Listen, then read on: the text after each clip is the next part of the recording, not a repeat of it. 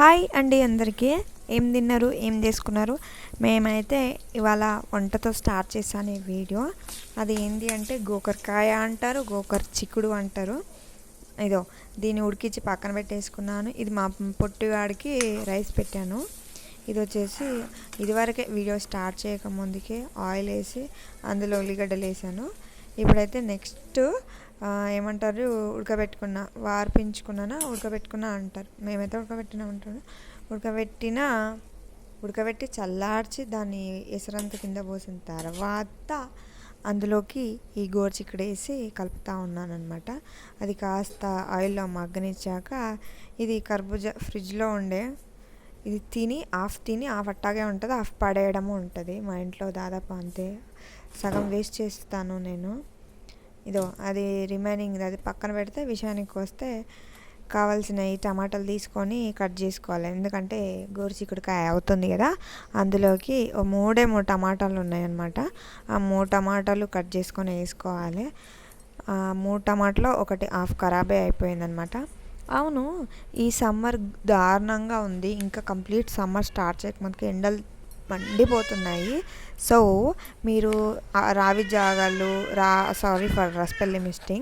Mistake రాగి జావాలు, అంబలి, ఇంకా సబ్జా water తాగండి. మంచి హైడ్రేటెడ్గా ఉండండి.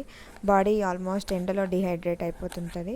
సో నచ్చితే సబ్స్క్రైబ్ చేసుకోండి, ఇంకాస్త నచ్చితే లైక్ లవ్ పడండి. పోతూ అయితే బెల్లుని క్లిక్ చేసిపోండి. అట్లయితే నేను పెట్టిన ఈ వీడియోస్ మీకు చేరుతాయి, నాకు కాస్త బూస్ట్గా ఉంటుంది. బై ది వే, నేను ఇలాంటి ఫుడ్ ఛాలెంజ్ వీడియోస్ చేశాను, ఈటింగ్ ఛాలెంజ్ వీడియోస్ చేశాను, వ్లాగ్స్ చేశాను, చాలా చేశాను. నచ్చితే హ్యావ్ ఎ లుక్, అండ్ నచ్చితే పోతూ సబ్స్క్రైబ్ చేసుకొని పోండే. విషయానికి వస్తే టమాటాలు కోసేసాను. ఇప్పుడు ఆ టమాటాలను తీసుకుపోయి పొయ్యిలో వేయాలి. పొయ్యి పైన పెట్టిన బాండిలో వేసేయాలన్నమాట. ఇదంతా నేను వితిన్ హాఫ్ అన్ అవర్లో చేయాలి. ఎందుకంటే మా వాడు పడుకున్నాడు, లేచాడంటే ఇంకా మామూలుగా ఉండదు, ఫుల్ ఆడుతుంది.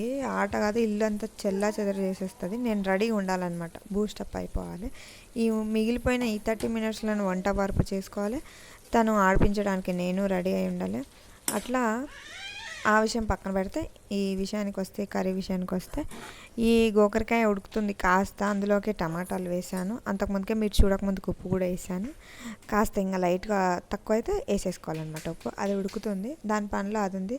దాదాపు నేను మంట సిమ్లోనే పెడతాను. అది అంటే ఆ పాపది అన్నం అయ్యేసరికి నేను రిమైనింగ్ పనులు చేసుకుంటాను. ఎక్కువ పచ్చిమిర్చి వేసుకోవద్దు, కడుపు మండిపోతుంది. కావాల్సినంత వేసుకోండి, కడుపు కాలిపోకుండా చూసుకోండి. మా వాడు పక్కన పేస్ట్ పెట్టేశాడు. అంటే పేస్ట్ అందులో ఏం లేండి, అది పక్కన పెట్టేస్తున్నాను. అన్ని గిన్నెలు, నిజంగా ఆడవాళ్ళకి ఎన్ని గిన్నెలు కడిగి కలిసిపోతారు. సో నేను ఎక్కువ గిన్నెలు చేయకుండా ఇదో అందులో మిక్సీలో వేసే పచ్చిమిర్చి కడిగేస్తాను అనమాట. అట్లా ఉంటుంది మనతోటి. వాడు అక్కడ పెట్టుకున్నాడు. ఇక అంతే, కిచెన్లోనే సగం సామాన్ ఉంటుంది మా వాడిది. ఏదో డైరెక్ట్ ఇట్లా కడుగుతాను అనమాట. ఎవరైనా ఇట్లా కడుగుతారా? అతి తెలివి అట్లుంటుంది. ఊరికే గిన్నెలు ఎందుకండి కడిగి చేతి గీతలు అరిగిపోతూ ఉంటాయి. అదేంటో నాకే ఎట్లా అనిపిస్తుందో, లేదా ఏదో అంటే త్వరగా పని ఉంటే మాత్రం అట్లా చేస్తుంటా. ఇంకా రిమైనింగ్ కాస్త ఓపిక ఎక్కువ ఉంటే మాత్రం అది చేస్తుంటా. ఇప్పుడు నేను మిక్సీ పట్టాలంటే ముందుగా ఫ్యాన్ వేసుకోవాలి. ఎందుకంటే ఆ మిక్సీ సౌండ్కి మా వాడు లేస్తాడు. ఇక నిద్ర లేచిందంటే మామూలు ఉండదు. ఫ్యాన్ మాత్రం చూడకండి, దుమ్ము ఎక్కువైంది, ఈ మంత్ కడగలేదు, అంటే ఈ మంత్ క్లీన్ చేయలేదు. ఆ మిక్సీని కూడా చూడకండి దయచేసి, మిక్సీని అసలు కడగలేదు. ఈ వీక్లో కిచెన్ క్లీనింగ్ సెక్షన్ పెట్టుకోలేదు, వేరే పనులు ఉండే. సో గోకరకాయ మొత్తానికి ఇలా తుక్కు ఉడుకుతుంది చూడండి. అందులోకి వేసిన ఇందాక పట్టిన పచ్చిమిర్చి పేస్ట్ అందులోకి పెట్టిన. ఎక్కువ వేసుకోకండి, కడుపు మండిపోతుంది చెప్పాను కదా. విషయానికి వస్తే అది ఉడుకుతుంది, ఇది కూడా ఉడుకుతుంది. మా వాడికి అన్నం అవుతుంది. సో ఇది పక్కన పెట్టుకోండి. ఎండిపోక ముందుకే కడిగి పెట్టుకోండి. ఇంకా విషయానికి వస్తే ఫుడ్ ఈటింగ్ అలా చేయాలా, ఫుడ్ బ్లాగ్స్ చేయాలా, జస్ట్ డైలీ రొటీన్ బ్లాగ్స్ చేయాలా, ఏదైనా నచ్చితే సజెషన్ ఇవ్వాలంటే ఇవ్వండి.